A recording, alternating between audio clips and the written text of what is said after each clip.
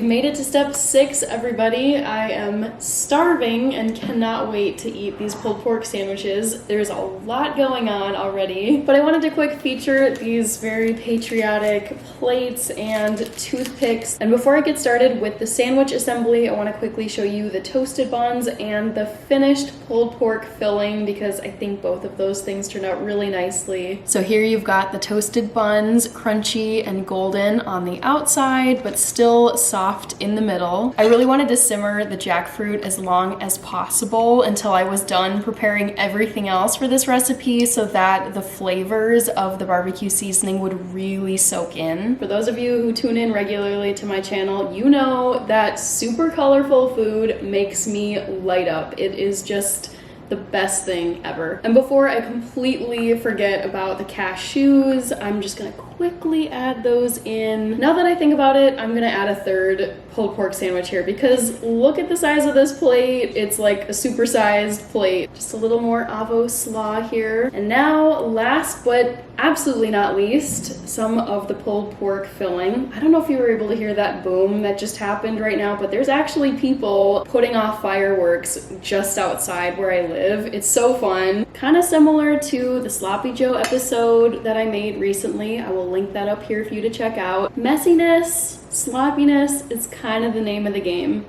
This is a lot of America on one plate. How about that? These are so patriotic and fun. Let's get you a close-up. I actually don't think I've ever had a vegan pulled pork sandwich. I'm sure I had a real pulled pork sandwich when I was growing up, because I did eat pork and pretty much everything. Anyways, let's get one of these guys untoothpicked and dig in and see what this tastes like.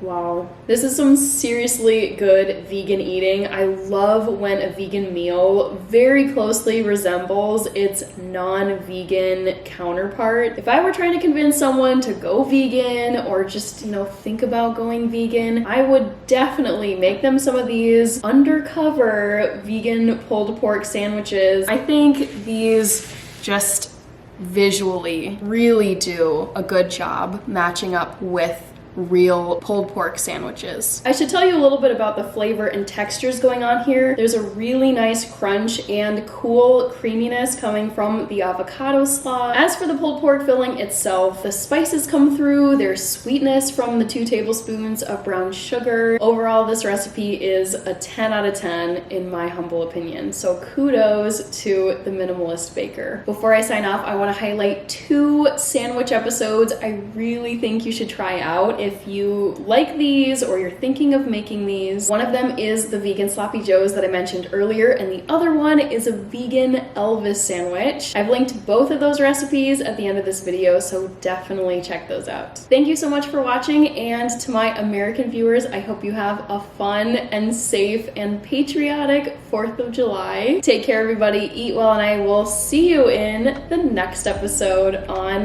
this channel. Bye!